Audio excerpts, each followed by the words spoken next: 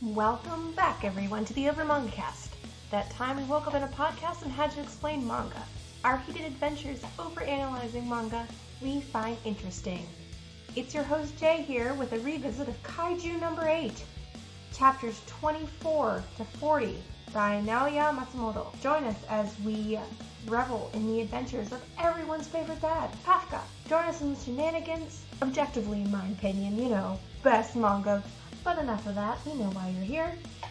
Let's get started!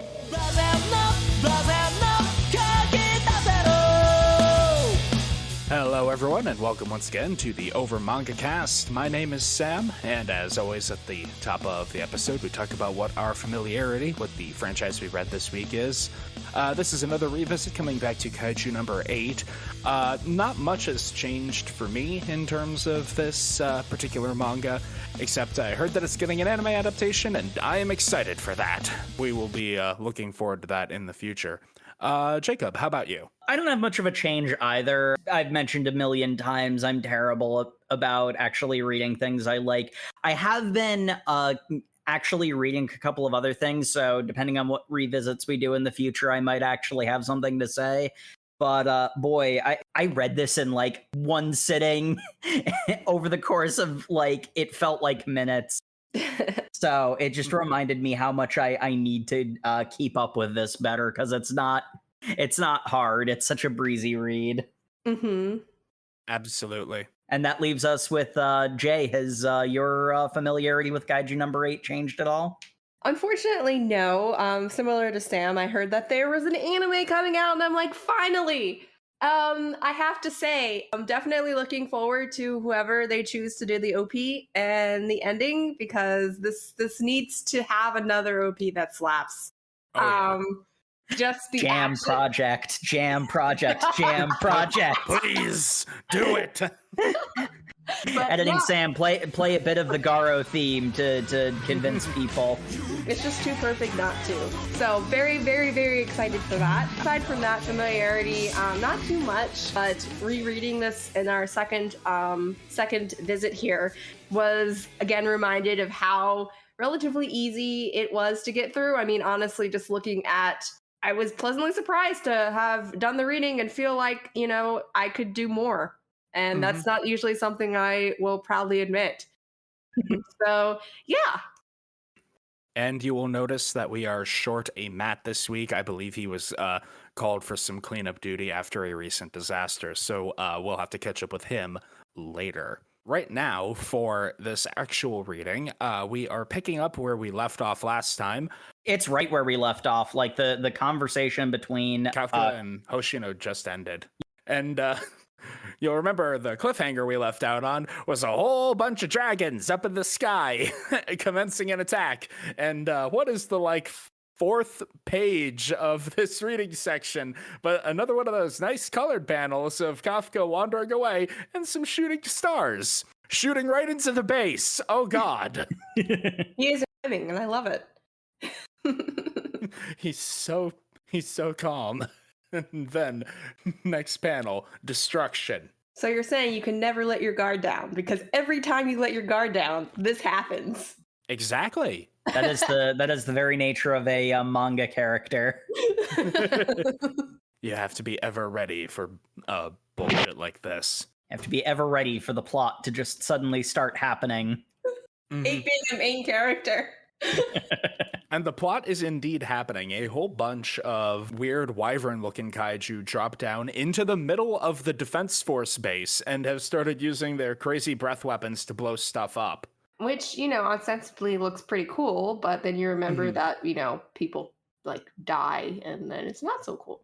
Exactly. People die when they're killed.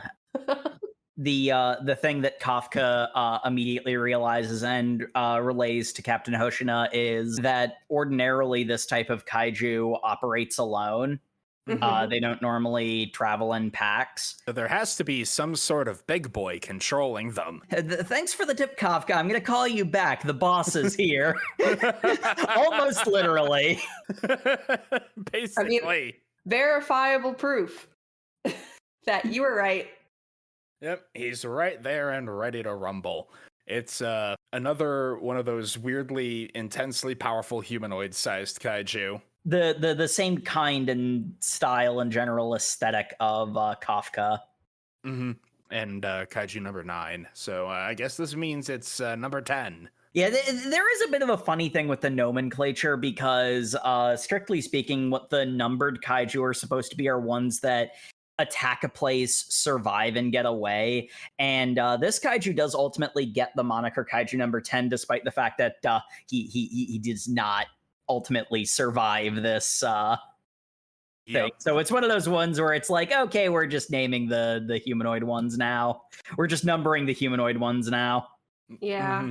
Because wasn't it a huge deal that humanoid kaiju were just inherently rare? So I would say that it also extends to not only being able to survive encounters and being a recurrent threat, but it's also just humanoids in general. They're also tending to be extremely strong, as this one rates as an 8.3, so it's a Dai Kaiju class. Yes, I keep on forgetting there's actually a scale to this, and it's not just arbitrary. Yeah, they're very strong. They're very smart. I think the implication, and the manga doesn't state this outright, but the implication is that giving a number to this new humanoid kaiju, despite the fact that it didn't actually get away, is a new thing. That they're basically just like, we better number this thing anyway. It is unusual enough that it deserves it. Unusual is right, because he is one ugly son of a gun. He's got a triangle hole in the middle of his face that opens up, is lined with teeth, and has his eye in it. And I'm like, ugh. And he has 2 sets of teeth in his mouth. It's vaguely human, but uncanny because they're all like completely flat. And then you have... And they're behind the incisors. It's, ugh. Of like a maw of monster teeth behind that. There is a lot of... This is probably going to be one of our shorter episodes because there is a lot of really cool, really well done. Please check out this series action scenes, but aren't necessarily the easiest to go over in an audio medium. Captain Hoshina has a great battle with the humanoid kaiju leading this charge. But the important plot point is we get another one of those battlefield commander moments of Kafka, because he's disassembled them. He knows that they're weaker in the back because they have to be light enough to fly. Essentially, he is like that. I don't want to say funeral director, but he knows he's the equivalent of like either a master surgeon and or gosh, where are they called? Mortuaries who just have the intel because I've hacked apart bodies for a living. I just inherently have this information. It's kind of creepy, but it is what it is. And now here we are. I also had a bit of a Bleach moment as we were ruminating over the humanoid kaiju and how in Bleach universe they would be either the Ajutas or the Vastolorde as far as hollows. You're welcome. We'll get to Bleach eventually, I promise. Yes. Everyone keeps saying that. And now Bleach potentially would be in Disney jail. Well, then that's when we have to do an episode in order to Sam is gonna let me do an episode once Bleach gets out of Disney jail, and who knows when that's gonna happen. No. We have to do an episode when it's in Disney jail to stick it to the mouse. Yeah, to get it out of Disney jail. But in the meantime, we're talking about a different manga. The other big thing is that normally these types of kaiju operate basically like animals. You put 2 super predators in close proximity to each other. One will either run the other away or they'll kill each other. So the fact that they're all together is weird enough on its own, but when the defense force, the garrison at the base, is setting up to defend, they, get Kafka's call, Okay, we hit it from behind. Easy. Yeah, fire team in the front distracts it, get somebody behind to snipe the weak spot, hit the weak point for massive damage. Oh, but wait a minute. They're actually coordinated, so they're covering their own flanks, preventing us from getting at the weak spot. What the hell do we do? They're learning. They are learning, and it's terrifying, which is why it's a good thing that our other main character showed up. Yeah. It really is a Monster Hunter axe, 100%. Dang. Yeah. As a cosplayer, I would definitely love to make this. Great. Looking forward to the anime here. Yeah, it's the little girl big sword trope, except with a ballistic axe. Well, you know how they say in weapons training, sometimes you need to let the weapon do the work. This is the perfect balance of this. It's almost like Daddy helped her or something.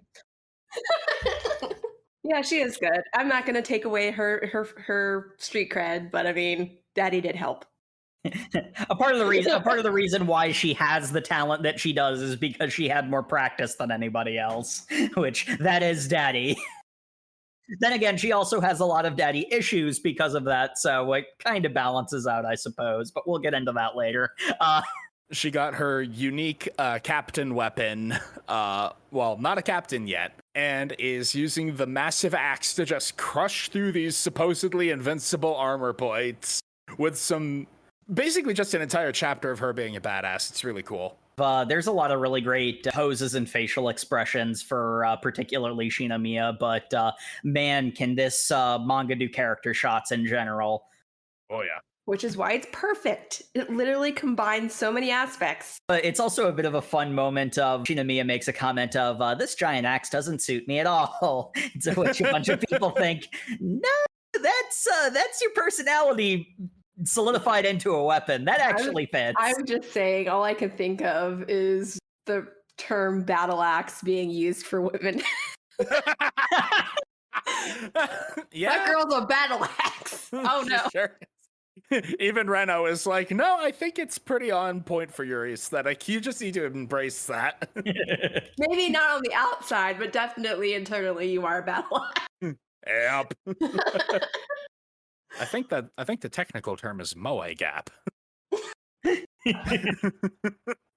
Meanwhile, they're dealing with the mooks. Vice Captain Hoshina has lured the boss into the Hiroaka style fake city training ground. Yeah.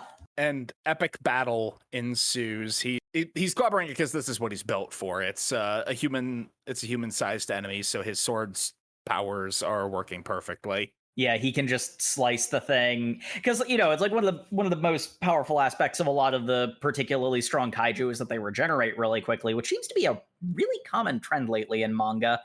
Yeah. They regenerate super quickly, but Hoshina can just slice an arm off, and it doesn't matter how much muscle you have behind you. If your arm is liberated from your body, you can't actually put any power behind your strikes. That's quite the term. Your arm is liberated from your body. I promise, I didn't behead him. His head was just liberated. It's just liberated. Yeah. The thing that keeps happening is this humanoid kaiju. Boy, you're not. You don't really seem all that strong, and then he tries to punch, and then his arm is Gibbs on the ground. Vice Captain Hoshina is the storm that is approaching. It's show me your motivation. He is both the quiet before the storm and the storm itself. That's why I love him so much. Yeah, he ends it with the judgment cut.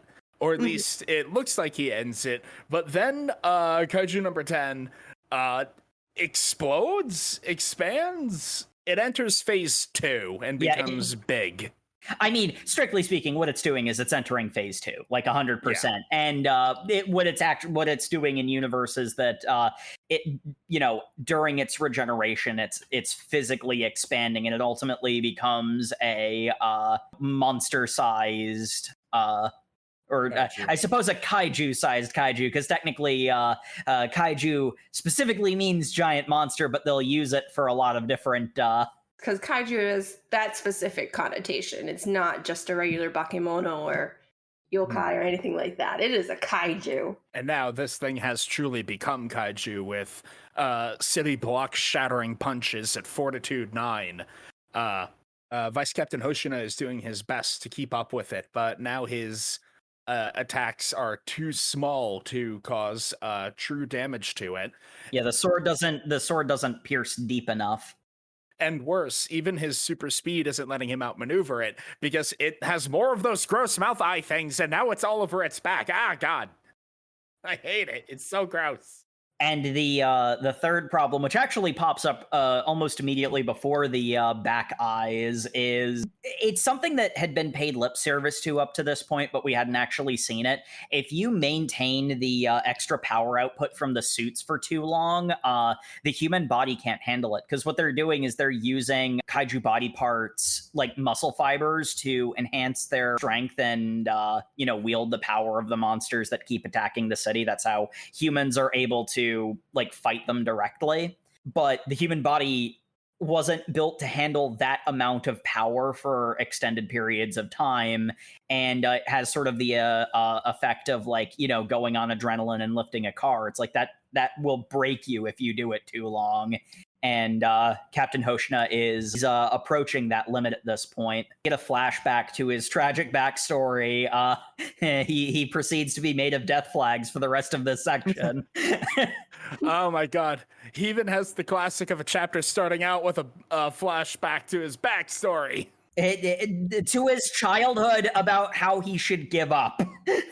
He should give up on joining the Defense Force. No one uses swords these days. It's outdated. Yeah, he is made of death flags, which I like that they don't do the obvious thing relative to that. He gets up with a big smile, like, I'm still kicking, don't worry. And trope though in Japanese like modern I don't want to say modern culture, but it's just always a trope because calling back to what is considered the official quote unquote official weaponry of Japan. And then the whole swap out where they're like, oh, Japan needs to modernize. We need to outlaw swords and everything. And it's just like, but you can't decouple the two. And then the death flaggiest flashback of all is when he meets Captain Mina, and she's like, "You're good with swords? Excellent. I need someone who's actually good with swords because I can only shoot things. I can't melee fight for my life. I'm a long range friend. I can't do close range. You can do close range. We should work together." Yeah, we'll cover each other's weaknesses. Which is the death flaggiest of all the death flags. They're really trying to convince you he's going to die here. Mina might as well be wearing a cowled cloak and carrying a scythe when she says that. Like, come on. She's secretly a future devil. The future is awesome. Those seem to be infecting a lot of other manga, which I am not against. As long as it stays within manga and does not come to real life, I am on board with this. Like, Kafka is like partially transforming to try to get there in time, but he's obviously not gonna make it. So like all of the death flags are coming to a head, and Hoshina's like, looks like I won to the kaiju, at which point it gets blasted in half because Mina's arrived. Yes, and we get the best bit of information about Mina possible, which is that her gigantic tiger friend serves as a brace when she's firing her. By the way, this woman has a tiger. She has a tiger! Tiger! It's like I was screaming about in the last episode. It's like, you've fallen behind your shonen rival when they show up with a tiger. I'm just saying that's kind of a flex. You just show up like, yeah, you're in your combat gear, and then it's out of nowhere, tiger. What are you gonna do? And I mean, like, on top of everything, it's one of those ones where it's like, it's not just a tiger. It's not just there to flex. It's there so she can shoot you more effectively. The tiger! The tiger is a gun brace! I love that she probably wrote this off as a business expense. That and all the feed for the tiger. I need a tiger. Well, couldn't you, settle for maybe a horse or something more reason? No, I need a tiger. Or couldn't you settle for, I don't know, a bipod? No, tiger. Tiger. You don't understand. It's the tiger's name is Bako, by the way. Yes, and he is a good boy. This is absolutely one of those ones where it's like, this is rule of cool, but absolutely stupid, but they do such a good job of justifying it because it's like, if she had a mechanical stabilization method, she wouldn't be as mobile, but the tiger can keep up with her. Okay! I accept this because it's really cool. I mean, I'm just in the financial department. I see this request for reimbursement for tiger funds. Did you learn It's like, did you learn nothing from those American circus performers? You're gonna get eaten by this one day. Nah, Bako's a good boy. He wouldn't do that. Okay. It's between the tiger and the kaiju. I would trust the tiger more, but that's not a high bar. Yeah. Speaking of kaiju, kaiju number 10 is anticipating the shots and not allowing itself to take catastrophic damage. So Hoshina and also Shinomiya have to put in one last push to cripple it long enough for Mina to snipe its core right out of its goddamn chest. It's so cool. But first, you must make a decision that will jeopardize how others perceive you going forward. Yes. What do you decide? Because while our three superpowered characters are successful and destroy kaiju number 10, and most of the wyvern type kaiju have been contained, there are yet more of them up in the sky, and we have learned that they can explode. And at a last-ditch effort from number 10, they have all combined into, well, I was going to say a nuke, but let's be real, it's the meteor that was falling on the city in One Punch Man. Again, calling back to why this just has One Punch elements, and that's part of the reason why I really, really enjoy it. And I mean, to some extent, this does almost kind of feel like a less of a parody and more of a played straight version of One Punch Man, which honestly, that was something I was saying. I'd totally read that, and this is absolutely that. This is great for that. I have to say that this has to take from One Punch because One Punch precedes it. Yeah. So One Punch is a parody of all other shonen action manga anime previously, and then this is a continuation taking elements from One Punch and just making it a straight version. Yes. Yeah, playing it straight. And it's one of those cases where it doesn't take away or diminish anything about One Punch Man, but like just from a personal perspective, I love One Punch Man from a meta-contextual perspective, but man, I get way more invested in Kaiju number 8. Before we get to the actual bomb attack, we have a really good moment with Kafka where he sees Mina, Hoshina, and Shinomiya after the battle saluting each other, and he's so desperate to be at that level. Yeah, he wants to join the cool kids club. And it's very cute. Unfortunately, the cute is ruined by the big kaiju meteor. And they're really not sure how they're going to deal with this. No one can, destroy that, or can they even evacuate in time? Mina had spent all of her ammo on the actual, main threat. On the boss monster, yeah. So Kafka rushes into the scene. We have a great moment where he's using his kaiju powers to run faster, and Hoshina's like, wait a minute, how the hell did he get so fast? And then very next page, this is how, boom, he turns into kaiju number 8 in the sickest panel I have ever seen. That was a drastic choice. We have to go through the mental turmoil, and his teammates, who do know the secret, shouting at him saying, are you don't? And everyone else wait a minute! Kaiju number 8 is Kafka Hibino? What the hell? Yeah, I think it's a little bit later, but Hoshina. It is at this point where he's like, I totally knew it. Kind of thought that was possible. I just really didn't want it to be because I liked him. It's like, crap.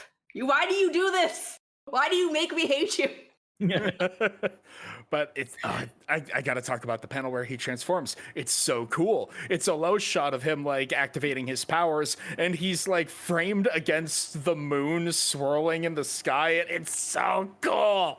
But unleashing it's a whole chapter of him doing this again. Talking very One Punch Man vibes, yeah. Talk about this manga being a breezy read. Very easy to just flip through and consume vast quantities of it. There's a whole chapter of everyone present realizing either, holy crap, Kafka Hibino is Kaiju number 8, and then there's Shinomiya God damn it, Kafka Hibino, why? You know how much paperwork I'm to find this? But he spends half the chapter charging up his Mega Punch, and looking like Saitama, you're not gonna fall on my town, clobbers the bomb up into the stratosphere where it detonates harmlessly. Everyone hitting the deck, and Kafka cool guys don't look at explosions, turned away from it. Yes. That is that entire panel. Oh my God. That's a whole page. That's a 2-page spread. I'm gonna compare it to Garo again. This is 100% like a parade of rule of cool, and I love it for that. I love overqualified protagonists like this. The stakes are still very real because he notes that he put everything he had into that. He's not really going to be able to get away, and he doesn't really know that he wants to at this point. And Mina has to arrest him and take him into custody, which is in a panel with just great juxtaposition, because it's Mina holding the gun up to him, saying, "I'm taking you into custody." She's got this hard look in her eyes. And then the other panel is Kafka, the Kaiju No.8, shell crumbling off of him, and his eyes are just tired. Well, yes. Right before this panel, though, he has to apologize, knowing that he really, messed up. Mm-hmm. And it's just I'm so sorry I let my teammates down after I told them I would, be on the download and keep this hidden as long as possible. But in the betterment of, protecting humanity, I kind of that would have been a lot of bodies if not for if he hadn't done this. I want to say that even in that last panel where you see Mina looking at him sternly, still there's still a bit of disappointment. It's just shit. Which is a lot of their relationship, both back and forth. It's mostly directed at Kafka these days because Mina got onto the Defense Force right away, whereas it took Kafka so much longer. And it's skipping ahead to the end of the next chapter, but there's a lot of really subtle moments from Mina where, because it skips around a little bit in the next bit until we get to the big set piece moment of this next section. Mina's face when Kafka's I still intend to be by your side. She's yep, I'll be waiting for you. It's the most subtle smile, and I love a lot of the expressions, because a lot of times what manga will do to convey something is that they'll go to the extreme, and that's in a lot of cases the advantage of either sequential art or animation, is that you can do extremes that real life wouldn't work. But man, Kaiju No.8 does those super well, but it also has these really subtle moments where just the look on Mina's face says everything. She was initially shocked, but it's still Kafka. She knows that. Yeah, that juxtaposition panel I was talking about, she's looking at him very sternly, but we've seen what her being cold and merciless looks like. It's not that look. Her look is almost there's a level of worry to it. Yeah. It's confused. It's angry, obviously. Yeah. But she doesn't look like she's ready to just, immediately pop him or condemn him to death or whatever. She understands that there's something going on here that she doesn't know about, and she has to find out what it is. Yeah, she has to do her job, but Kafka is still Kafka, and one thing that we mentioned in the last section is that element of, for all of the professionalism Mina has, that she's absolutely not going to drop for Kafka's sake, because she can't. And there are perfectly legitimate and reasonable reasons why she can't. She still has to treat Kafka like the rank and file soldier that he is, but that's still her friend, and their feelings for each other have not changed in the slightest in all the time they've been apart. And it's conveyed not just in the words, but so subtly in the facial expressions. And that's what makes it great. With Kafka, aka Kaiju No.8, captured, that's about halfway through our reading section this time. So we'll take a short break and be right back with the fallout of this incredible story turn.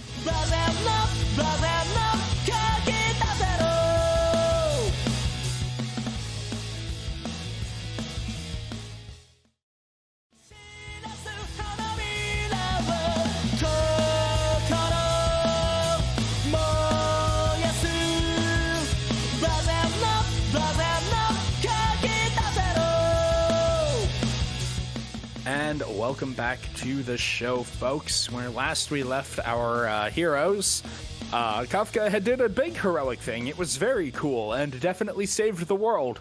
Unfortunately, it also outed him as Kaiju No.8 to the entire defense force, and that's a bit of a problem. As mentioned previously, there's a bit of a out of order way of telling it, because we get teased that director Shinomiya, our Shinomiya's father, is going to be a major character soon, and and boy howdy. we get surprisingly a lot less of the other squad members' reactions. I think one of the big things, because one of the things I mentioned last time was that it has a big cast, but everyone feels relevant, and that was one of the big strengths of Kaiju No.8. And that was still definitely true. This isn't a criticism, but one thing I couldn't help but notice is it felt like there was less of the rest of the characters. It was mostly Kafka, Mina, and Shinomiya. And I think the big reason for that is the fact that Shinomiya was such a major force in this reading section. This section was also pretty heavily focused around the whole bit of Kafka revealing that he's Kaiju No.8.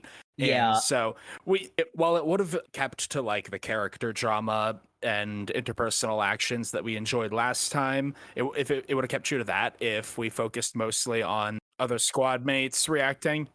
It also would have felt kind of disingenuous because it's like, hey, why isn't the rest of this military organization reacting to this enemy in their midst? Yeah, and it really is the case where I'm relatively confident that where we go after our reading section ended is going to be basically ping-ponging between what happens to Kafka at the end of our reading and the reactions of everybody else, because they basically set up an arc where everybody's going to have like a chapter or two focusing on them individually, and then eventually the squad's going to come back together when the base is rebuilt. But first, we do have to deal with the fact that our boy has been captured. And yes, Papa Shinomiya is getting ready to deal with that. And can I just say, the panel where he's introduced... Why does he have the Devil May Cry 5 logo as a scar on his head? That's what that is, right? Well, I don't know Devil May Cry, so... Anyway. Neither do I. Anyway, he's got a badass scar and wants Kafka brought over to the base for interrogation. I think that's supposed to be a shadow, because I don't think he has that in other shots. I like to think it's a Devil May Cry 5 scar, just so I can put in more Bury the Light memes. Bury the light deep within. Oh, that's fair. That's fair. Editing Sam in the future does have the power to do that at his leisure. But anyway, we do have a pretty sweet send-off where Kafka is being removed from the division headquarters and being sent over to HQ's facilities. And he's kind of being perp-walked out into the troop transport. And there's a bit where it looks like the entire squad has kind of abandoned him because they're all, faceless, standing there with their guns. You can only tell who's who by their crazy anime hair. I mean, that's a good identifier. It's the reason anime uses this. I'm just saying, can you not identify the top anime protagonists by their hair? I can absolutely tell who is who in this panel, and despite the fact that all of them are wearing face masks and their eyes are shadowed, so but it does have a intense effect on Kafka, who is berating himself for not even being able to look them in the eyes. But when we do see Reno's eyes return specifically, it's when he calls out to Kafka saying that he has faith that he'll come back. And I'm not gonna lie, I choked up a little bit at that. My heart was warm. Well, I mean, from our reading, it's revealed that we really haven't had too much experience with this, but it just gives a lot of throwbacks to, not just manga, but also just literature where like the protag does a noble thing and then is horribly punished for it, and then they never come. Yeah, but also, the people that, his day ones, his friends and family will have faith in him despite the horrible thing that happened. It wasn't horrible until like the higher ups found out about it. Everyone else was getting along just fine. Yeah, as we slowly brought more and more people into this conspiracy of knowing that he was a kaiju. Kafka, he's restrained at headquarters, and we have a scene of Koru Shinomiya approaching her father about the subject of, well, she makes a point of saying Kafka Hibino. Daddy issues the character proceeds to daddy issues the character at her. Though this is another case where I freaking love this series. I just have to compliment it again.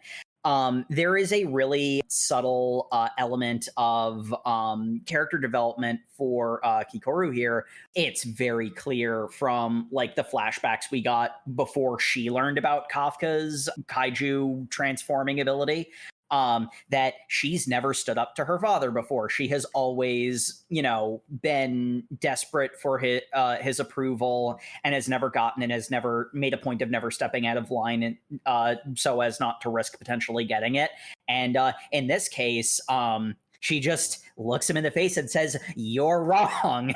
Like there's the element of she can't do anything particularly extreme because, there is also just like the situation with Kafka and Mina where there's like a military officer and subordinate relationship in addition to their own personal relationship. So it's not something ultra overt, but I love that it shows that the Kafka's her real dad moments have Kafka everyone's real dad. That is the entire overtone of this entire manga. He is, and it's really rubbing off on her because that's everyone's dad. Yeah, General Shinomiya is like, I know you think that thing's your friend, but we scanned its body. It doesn't have a heart. It's shaped like a heart, but it's a kaiju core. It's a kaiju, like the ones that killed your mother. I'm going to destroy it. And Kikoru, I'm going to leverage our family trauma to keep you in line because I'm a likable person. That really stung, and I'm like, whoa, there's so much to unpack there, but ouch. And extremely uncalled for. Like, come on, man. Yeah, I love and of course, and huge props to Kikoru for even then being able to stand up and say, I still want to believe in Kafka. I also really love director Shinomiya in this. That section is there to show you that yes, he's still daddy issues the character. You're not supposed to like him. He's not a good person. He's pretty definitively an asshole. It's not in question. But we'll actually end up seeing quite a fair amount of range from him over the course of the rest of our reading. One of the first things that we see is and especially in a series like this, you kind of expect him to be a bit of a loser. This is a Rule of Cool series at a fundamental level. So you want to see the heroes, kicking villains' asses and clobber the bad guys. So you think he's being set up as a nice, big, easily hateable bad guy to get clobbered as a result. To get knocked down. But one of the things that is the very first moment that really shows you that despite the fact that director Shinomiya is still at the very least an antagonist, certainly not a villain, but at least an antagonist, even at the best of times. He's an antagonist and yet also, still strong and an ally, is he looks up when he enters the chamber that Kafka is in, he looks up at the people who are monitoring his restraints and it's like, let him out. Sir, this is Kaiju No.8. It's far too dangerous to... Have you forgotten who I am? That seems like a really arrogant line, and it is, and the paneling shows that, but the really cool moment that shows that this character has more depth than, is immediately obvious is he also notes if he really is a Daikaiju class, he could have easily broken those manacles. He is sitting in that chair because he wants to be. Open the restraints. And like that level of perception and understanding, and awareness of the situation really goes to show that he is not merely a douchebag to be brought down for the cathartic pleasure of the audience. He is a force to be reckoned with, independent of all other factors.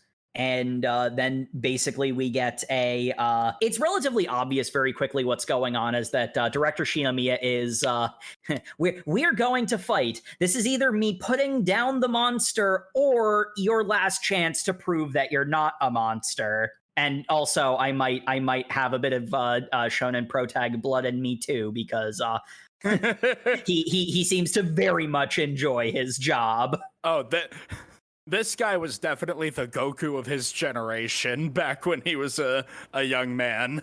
Mhm. Actually, in a lot of ways, I'd say he's more of a TN, but Yeah, kind of. I mean Goku in, the strongest guy sense. yeah, in a broad sense. But like, not for nothing, I really do feel like there is an element of this is someone who had like good in him, all the potential in the world, but pragmatism, yeah, air quotes, pragmatism overwhelmed his sense of morality, and he's very much do the thing no matter the cost. The cost is he uses one of the big super weapons developed from a named kaiju, a pair of giant smash fist gauntlets made from Kaiju No.8, and proceeds to go buck frickin' wild on Kafka to the point where, despite how much he wants to stay in humanoid or in human form in order to, express the fact that he is a person, not a kaiju, he is basically immediately thrown into his kaiju form out of raw desire to live. Kafka senses the aura of a daikaiju coming off of director Shinomiya. We get a He is, because we mentioned in the previous reading that Kafka actually has the ability to sense the presence of other powerful kaiju, and he is getting that from this man. So that is frankly terrifying. We get an interjection from the deputy director, who I'm sure will be important at some point. The second ever kaiju worthy of a name, who looks suspiciously like Godzilla. It really does. I'm sure 1972 is an important year for some reason. But there was no Godzilla movie in that year, to my recollection. But Kaiju No.8 was basically repurposed into this super weapon, and General Shinomiya is the only one capable of using it because it is simply that powerful and he is that badass. And like, this is a cool fight on like a pure physical violence level. Like, it's very neat because Kafka's forced into Kaiju No.8 form and fighting with all his power, partially because one attack blasted his ass so hard that he was knocked out and the kaiju body took over on raw survival instincts. It very rapidly stops being director Shinomiya either disposing of or testing Kafka, and becomes basically a battle between Kaiju No.8 and the ghost of Kaiju No.2. Meanwhile, Kafka is having a kind of battle inside the mind where the weird little gremlin thing that scampered down his throat is like in his brain, where like a smaller him is kind of trapped, looking like Eren Yeager in the Titan form. I'm like, god damn. May have been some inspirations to different things in different places. But while this amazing battle of the Daikaiju is going on, Kafka is desperately trying to regain control of his body. Tell the little gremlin thing to shut the hell up. The other really important factor is director Shinomiya has established that he is not going to be a snobbish asshole pushover who gets cathartically walloped and is never bothered with again. He's actually very intelligent, very strong, very savvy, but he does get knocked down a peg because he underestimated how powerful Kaiju No.8 could be. And he's not doing so great. So Kafka is now on a time limit because not only does he know that no one would believe he's human if he kills the director of the defense force, but also he would probably want Kikoru to kill him before he let that happen in front of her. So he's in a situation where I'd rather die than disappoint my daughter. Yes. I can't disappoint my daughter by killing her biological dad. That is unconscionable. It cannot happen. Yeah. Mina may be best girl, but Kikoru is best daughter. It looks like Kaiju No.8 is actually about to win this fight and finish off General Director Shinomiya when Kafka regains just enough control to redirect the attack that is going to like atomize Shinomiya basically, and drive it into his own core to force the kaiju part of him to sit the hell down. It was pretty meta at this part. I was just like, what? Well, the thing in particular that got him to stop and regain control was, and it wasn't even a like distant memory of Mina. It was the memory of Mina from the trip ride to this location. And, you know, the fact that she's still the same person after all this time, you know, she's still waiting. And that's the thing that gives him the strength to stop himself. Yes. It's kind of like, I want to say, like, when you fear as a child, you fear your parents' disappointment as opposed to them coming out and saying, I'm upset with you. It's like, no, I'm disappointed. Somehow hurts worse. Thankfully, Kafka is still up and kicking.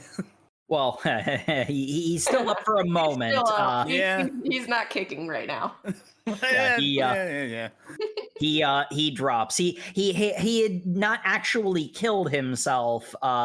He had merely, honestly, he mortally wounded himself because that was what he needed to do to stop himself. But they have, in a way, extreme showing like humility. The thing is, they have like Godzilla universe tier science fiction medicine to work with, so they are able to revive him. Meanwhile, while he is in the pod. The pod. Gotta bring the DBZ pods back. Always gotta have the pods. General Shinomiya makes the declaration that Kaiju No.8 will be used as a weapon for the defense force, as a willing participant of his own volition, not to be sliced up and repurposed into gear like, well, something out of Monster Hunter.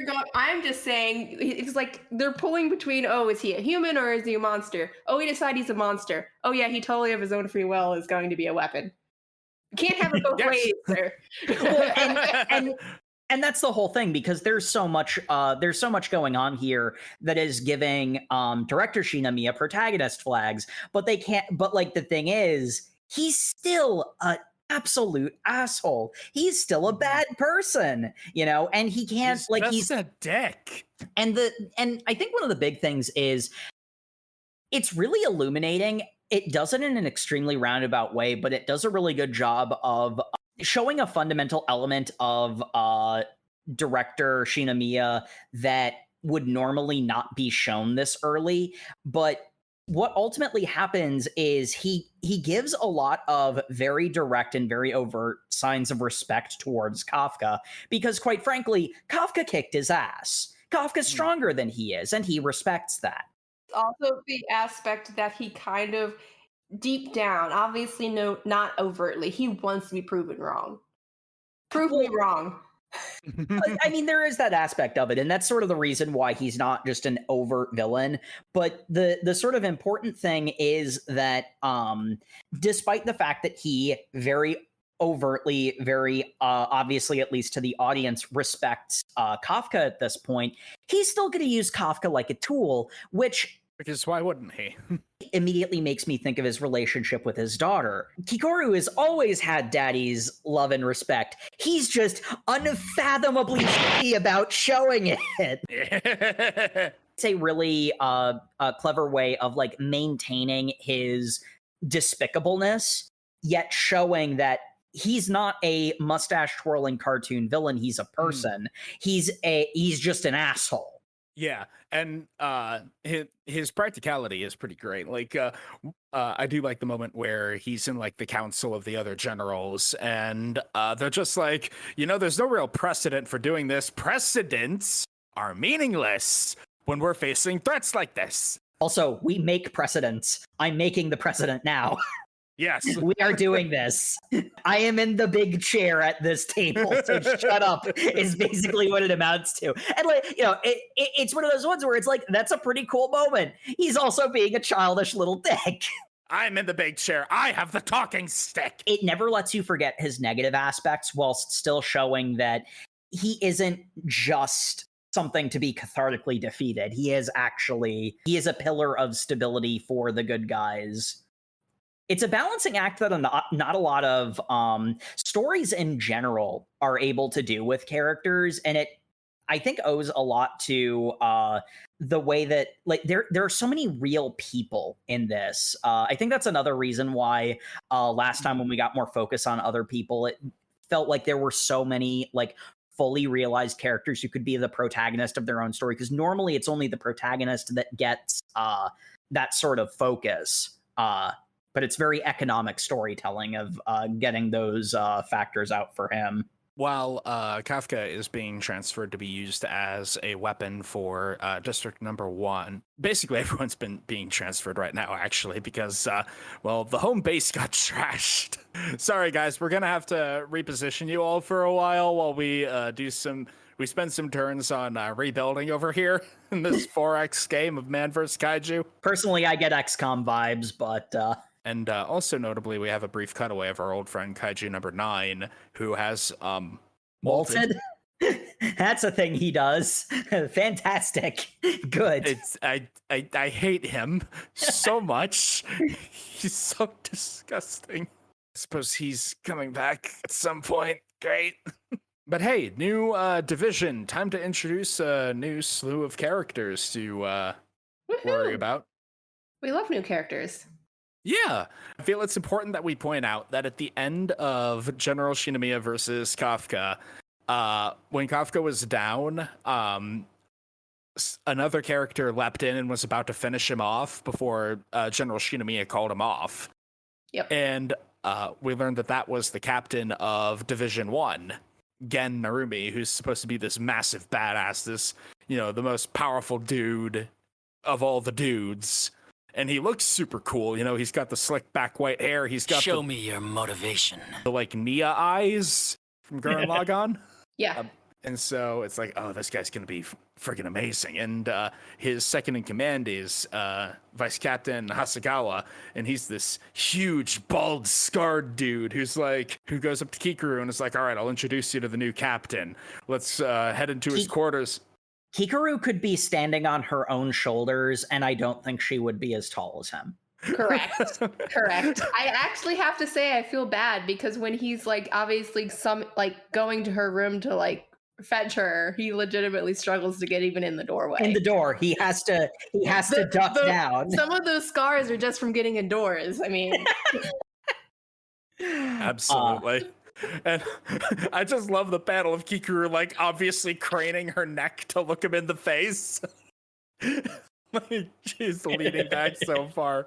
He says, we're going to go meet the captain. And Kikoru, we get so much internal monologue of Kikoru anticipating this. And because he is the guy. The guy who beat all guys, right? So yeah. Obviously. And then the inevitable deflation. I don't know. I was pretty intimidated by him. I'm just he does have a certain manic energy about him because he is on his cot or his futon, draped under a bunch of blankets, mashing on a controller, just a little closer to platinum rank, a little closer to platinum rank. I'm just saying, if it were me, I would be intimidated for just other reasons. His office is loaded with trash and just destroyed. But also figures. I mean, that's also intimidating. He's probably got the gamer power. Yes, that he has the latest system. He's almost number 1 ranked. I mean, I can't compete with that. I suck at games. He's got his PS5, his BS5. Yeah, and his Gundam, Gundam. The Gundams. I love the way that Japan skirts copyright. Hasegawa's kicking him around. I told you to clean up this office. It's my office, so I can do what I want, right? Stop acting cool. It's government property. Take better care of it. You're just being lazy. Which he is. This would be me if I had that kind of ability. I'm not gonna lie, I would do that. I feel like the absolute best panel to display their dynamic is Hasagawa picks up Narumi by the back of his shirt, and he's got the kitty cat face as he's being carried over to be introduced to Kikaru. This is your commander, plop. This is your new boss, and Kikaru has the best expression. What do I do now? I can't muster an iota of respect. I love the look on her face. She's so done. Poor Kikaru. Her life since joining the Defense Force says it's not really been a humiliation, conga line, because she has been consistently very badass. It has been a humiliation, conga line of other people, and she is dying of secondhand cringe. Feel one of those points where obviously she grew up where there was so much esteem in being on the kaiju force and everything, and then it's kind of like that situation where you like get disillusioned and you realize how it really is. You're like, well, shit. Mm-hmm. I was lied to my entire life. These people are just like ridiculous. They're just a bunch of weirdos. Yes. Well, yeah. Who do you think would sign up to kill giant monsters? I'm just saying, a bunch of weirdos. Yes. A perfectly timed Kaiju appears. Another Godzilla, as it turns out. Definitely not Godzilla. Yeah. Oh, this is the most definitely not Godzilla of any of them. Oh, it's clambering out of the ocean. It's got the like frill spikes on its back. Yeah. It's not Godzilla. It's whatever generic knockoff of Godzilla you want to call this. That's what this is. It's Joe Gira. Yeah. Yes.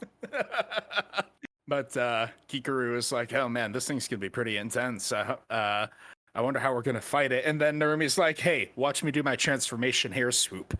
And he That is a transformation. And then I fell in love. He slicks his hair back like he's Virgil from Devil May Cry. And you mean he's not? He kind of is. But he's got like black hair with like white highlights. And when he slicks his hair back, it's all the white highlights. Yes, he has like that duality, like he has protag hair, okay? He's got protag hair.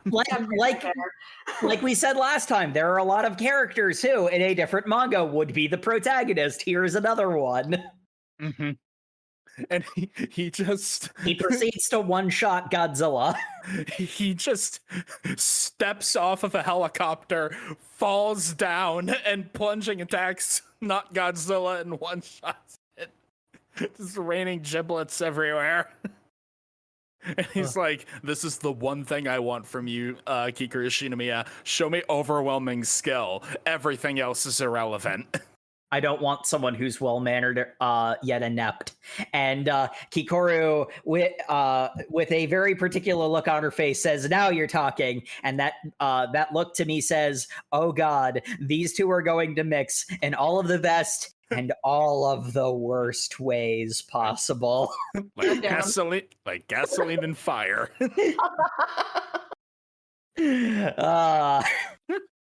And immediate next page immediate first page of the next chapter is again reading the local paper, and it's a piece on Captain Ashiro, and he's flipping out because he's like, I destroyed that kaiju, how come I'm not getting top billing?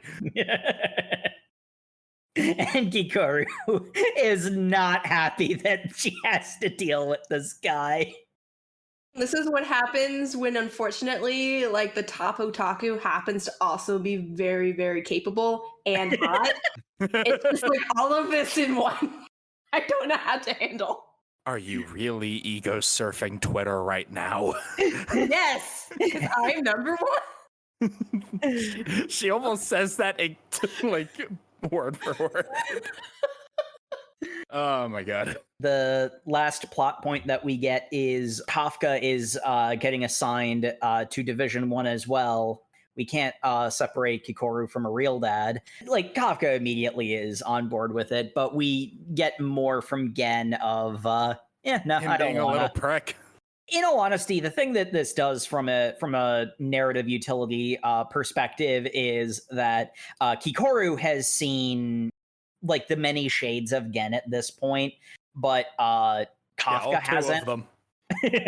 But Kafka hasn't. So this is very similar to that. Like, calling it a fight is probably generous to the not Godzilla he killed, but this is basically Kafka's version of that. Restates when Kafka shows his resolve, and it's not like Gen didn't see what Kafka can do, but he simply responds, show me skills and results. And then he also he repeats something that is something that everyone, including Kafka, has said many times. If you go berserk again, I'll dispose of you and make you into my new suit. All right, sounds good, boss. which has been the common refrain for all of them. What choice does he have? Say no? It is the benefit of the situation that, no, he doesn't have a choice, but also he very earnestly does agree. Even if he did have a choice, he'd still say, hey, if I go berserk, kill me before I hurt someone. Like, because that's the kind of person Kafka is. And it's the reason why, the people who are close to him and who learned his secret didn't turn on him, because, he's that kind of person. Pro tag hair. That's a real travesty of this entire manga. Yeah, he doesn't. He's got a protag face, though, when he activates his kaiju form. Yeah. But yeah, that brings us to the end of our reading. Yeah. Unfortunately. Yeah. It feels like it was literally 5 chapters. I know. I could have kept going so much further. It is so snappy and just fun to consume. Like, I said during our Platinum End episode that I felt like the last Platinum End episode was breezy, and that felt like damning with faint praise. No, this is a 110% compliment to Kaiju No.8. It is such an easy and fun read. Like, it is just smooth sailing all the way through this manga, and you still get a lot to chew on and think about when it comes to the really good character dynamics. Yeah, I think the big thing is that the aesthetic is rule of cool, whereas a lot of the depth of the story comes from the subtlety of the slow moments of the art, which they're spaced in between big action set pieces. So yeah, it makes him a really cool guy. Yeah. And cool guys don't look at explosions. We had to get that one in. Indeed. But yeah, since it is the end of our reading, it's time that we ask the seminal questions of all shonen manga: favorite character and favorite fight. For myself, oh man, we really only had 2 major fights in this reading section, which, you'd think that would make this choice easy, but it really doesn't. Well, technically we have 3. We have, if you include Kafka's battle inside the mind as a separate fight. I feel like you can subdivide a lot of these fights, because there's the section where it's just Hoshina versus Kaiju number 10. Then there's basically the second half of that fight is almost its own fight.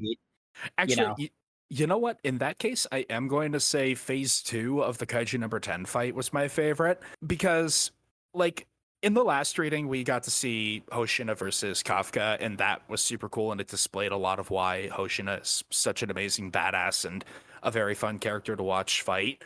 Seeing him on the back foot and then reiterating the idea that, oh yeah, we've got all these hero tier exalts, these main characters who in any other manga would show up and win the day, but no, they still have to work as a team. And seeing them all combine their amazing powers, Mina, Vice Captain Hoshiro, and Kikuru all coming together to get the big kill, was so cool. And also Tiger. Did we mention she has a tiger? So yeah, that's definitely my favorite fight. As for favorite character, it's Gen. he showed up for all of 3 chapters at the end of our reading, and already I can't wait to see how this perfect disaster goblin just ruins every social interaction he's in, and it's going to make me laugh. Particularly involving Kikoru. Yeah. Yes. Jay, how about you? As we know, there haven't been too many, fights, encounters, what have you. I would say my favorite fight, I would have to say with director Shinomiya, the fight between him and Kafka.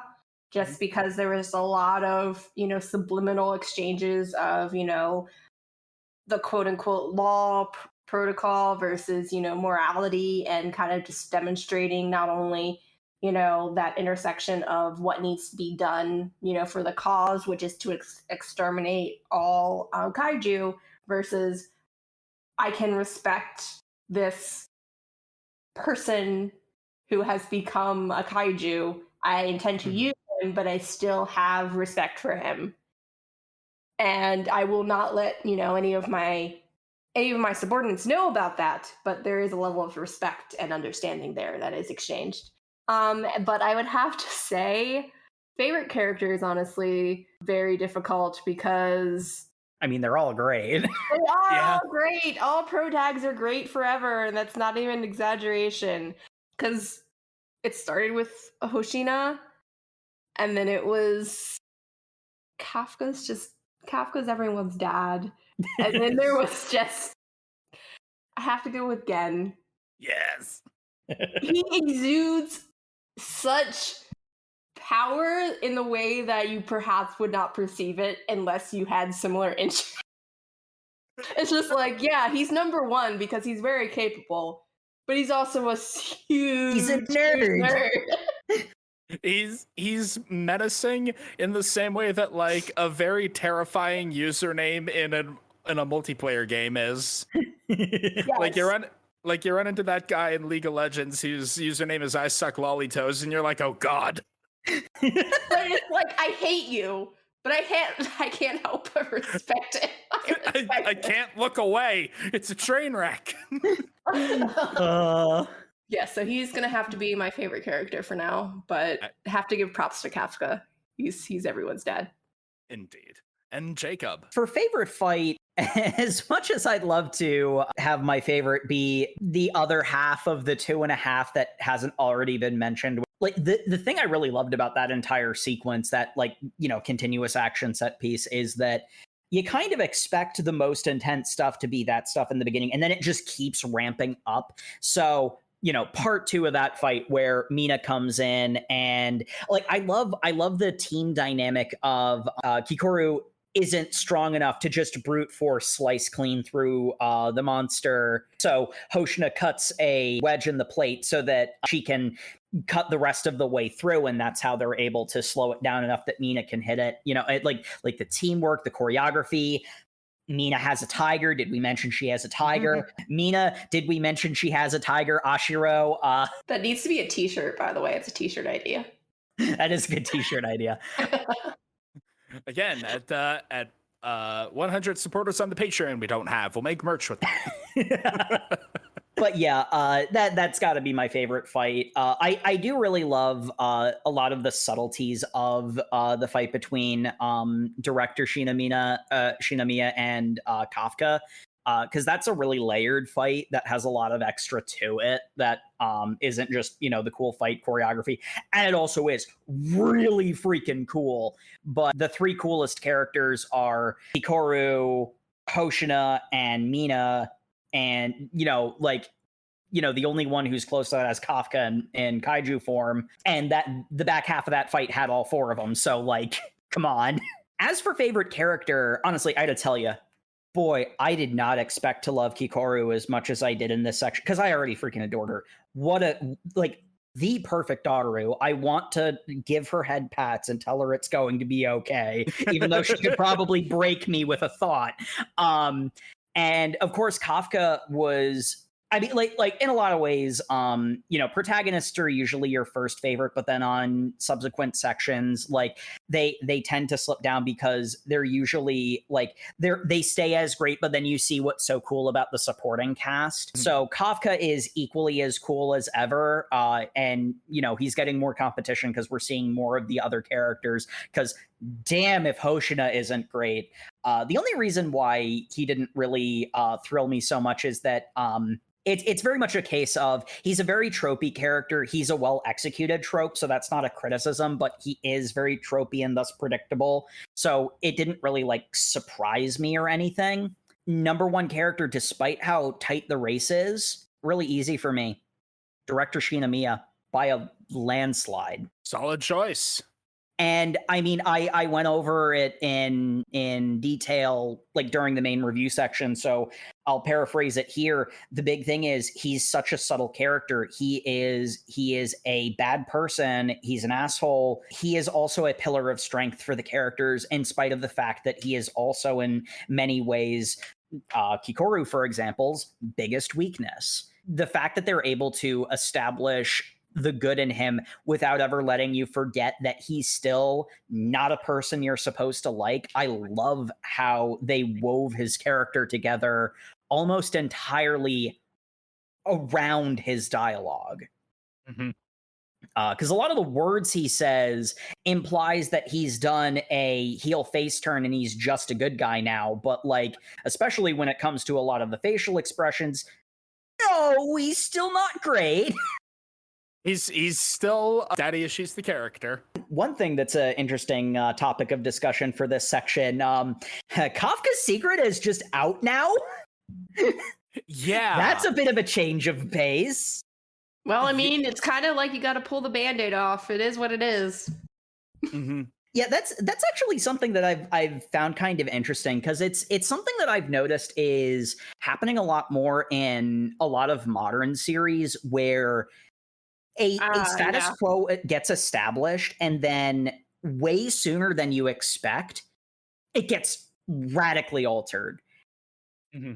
And there are some cases where I feel like the dynamic that I don't feel like the dynamic of Kafka hiding his kaiju side kaiju powers was fully explored. The thing I immediately think of is, and a lot of shonen anime tended to do this, but shonen anime is really the only case where it was done. You look at Western comics, and there's this thing about, like, Batman never ages a day, Mm-hmm. Spider-Man has graduated high school like 45 times, started going to college, and never leaves college. And then he graduates, and then he goes back to high school. Like there's never any progression in a lot of like Western comics in particular, and a lot of the classic shonen series, Dragon Ball, One Piece, Naruto, like the old guard. It can feel like that with how lengthy they are. They have a tendency of maintaining the status quo. Demon Slayer rapidly changed its status quo. Some of the other stuff that we've been reading recently have had these big turns. Yeah, and so when you're like less than 40 chapters into a manga where ostensibly this guy has to do the superhero secret identity thing, it's like, nope, we're just blowing that straight out of the water. We understand why the superhero secret identity thing is cool. We had as much fun as that as we wanted to with the character dynamics of that, and now it'll be boring if we do it any longer. So here we go, and taking a hammer to that, smash. I respect it for that. Yeah, there is to some extent where I feel like we're in a bit of a transition period when it comes to storytelling in general, because this is something that gets complained about. I personally think that there's a middle ground that, because the thing for me is I don't think that the secret identity angle had been fully explored personally. I feel like there was more story to tell there, and it feels like we're accelerating past more Kaiju No.8 that we could have gotten. To even call that a complaint is too much. It's just sort of an observation. It's not unique to Kaiju No.8 either. I've mentioned the series RWBY on occasion, and one of the things I feel that RWBY as a series did basically the same thing, where it's pretty obvious that they're trying to get to further along plot points in the overall story. Filler doesn't have to be a bad thing. Like, a status quo doesn't have to be a bad thing. It's when it becomes repetitive. I feel like to some extent there might be some overcorrecting being done for certain series. But like, I think it's also good that we're transitioning away from the perpetual story, because even if you continue telling a story in the same universe with the same characters, actual story should have a beginning, a middle, and an end. Like, you should have stopping points. So always that challenge when you have something like Shonen Jump, like a weekly manga, like, So you're encouraged to kind of keep it going forever. Jay, do you have any perspective on this and the the abrupt shattering of the status? I guess I don't really have too much as far as perspective other than either something is going to catastrophically change because we're still getting used to the biology of this new hybrid form that he kind of has. So I feel like the fact that they've revealed it and that there is a segment, within the forces who have accepted him as still having a personhood, and he's still walking this line of whether or not he's a full out, because his biology they have observed has changed, but we still don't know to what extent, the biology of him also being a kaiju will start to take root. And I feel like there's going to be an instance where some shenanigans happens that forcibly tilts that scale, and then we're going to have to be forced to kind of reconcile that, and how Kafka, the man, has to once again rebalance it. Because I feel like this is a very premature pulling back of the curtain, and everything looks stable for now, right? We're still being exposed to new kaiju coming out. The kaiju are learning, they're exploring new formations. We have, I think, the mushroom kaiju. Is that kaiju number 9 or kaiju? Yeah, that's number 9. Kaiju number 9 is, very, very intelligent and perhaps knows something about the hybrid model that could potentially throw a wrench in Kafka's plans.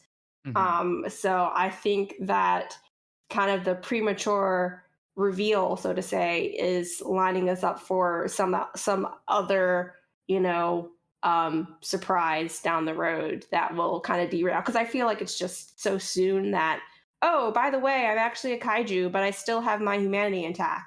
Oh, cool. Okay, well, we're just going to team you up with the strongest, kaiju hunter force and, to kind of balance you guys out. Cool. Everything is all right and going according to plan until something has to happen, Yeah. One of the things that I noted is that Kaiju number 9 said that he was going to go reclaim that power for the kaiju, and clearly talking about Kafka.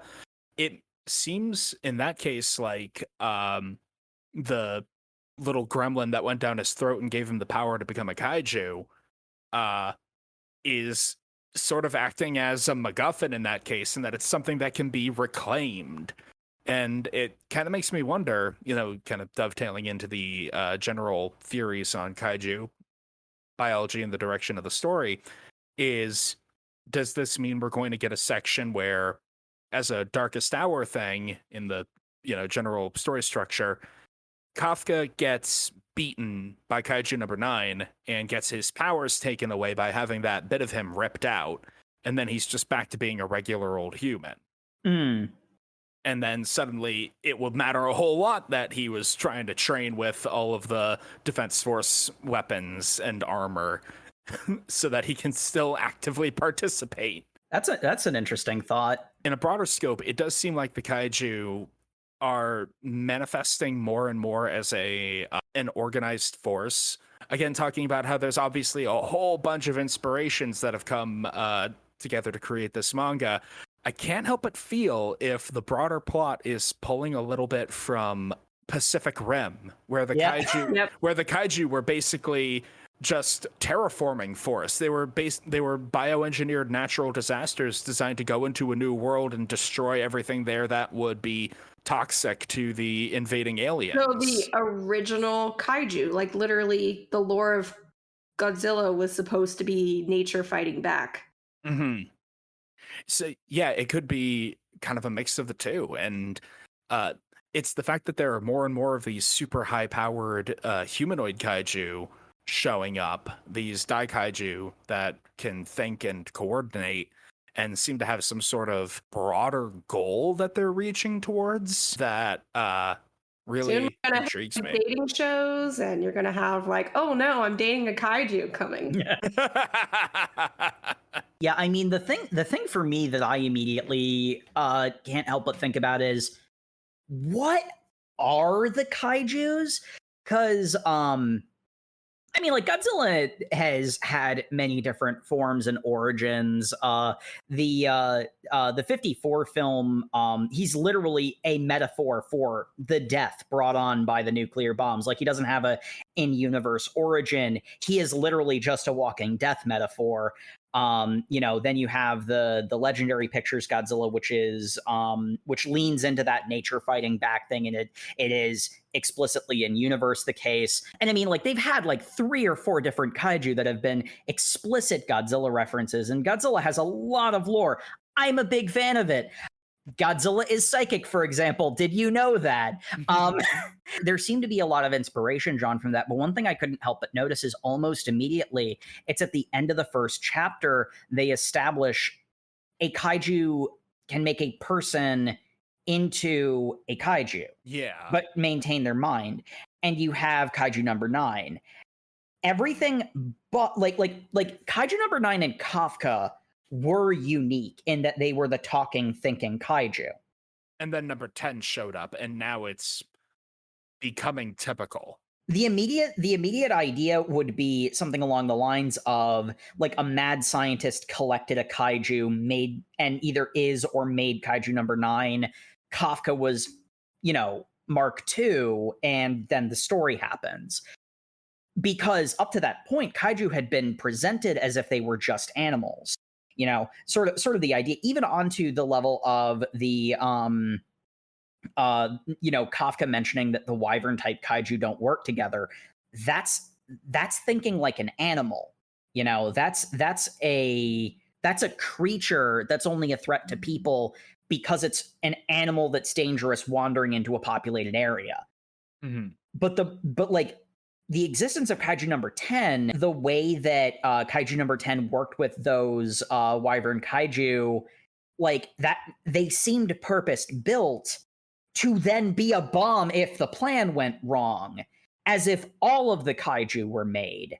So where do they come from? And in universe, nobody knows. So I feel like they just show up.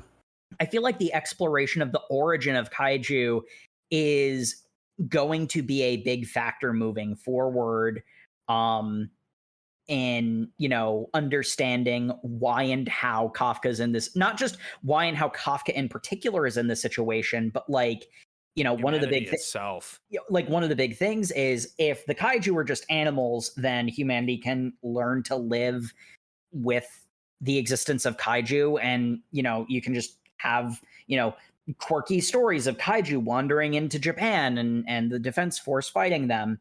And then, the main plot would be Kafka dealing with this, wacky situation he's in. But the way that the antagonist characters have so much intent and personality really seems to be shifting the story in the direction of somebody has a plan. There is an end goal to these things showing up. And that is different from the vibe up to that point. I think it's also important to point out that at the end of our reading, at the end of chapter 40, it's like, and now episode 5, the kaiju weapon. They actually, in the manga itself, demarcate their arcs, which is very nice and convenient. I really like that. But that is something that we will have to see next time. And of course, would you continue reading to see that next time? I think that's a resounding yes from all of us, right? Of course. I'm looking forward. I am not going to not read it this time. It is open and on my desktop on the Shonen Jump app. And ready to go for more. Yeah.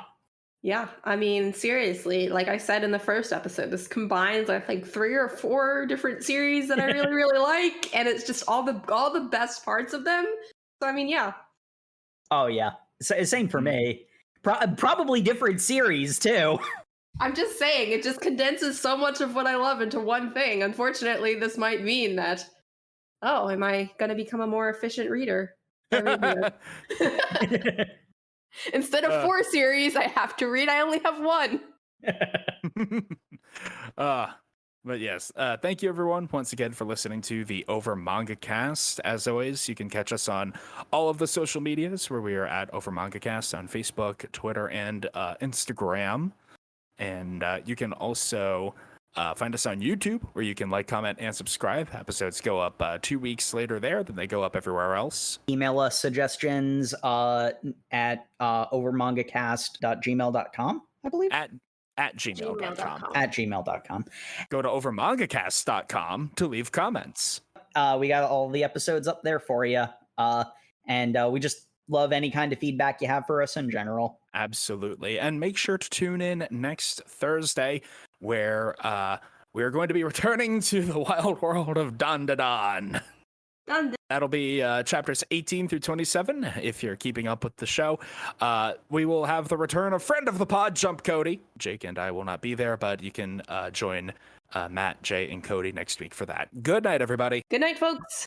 Good night, everybody.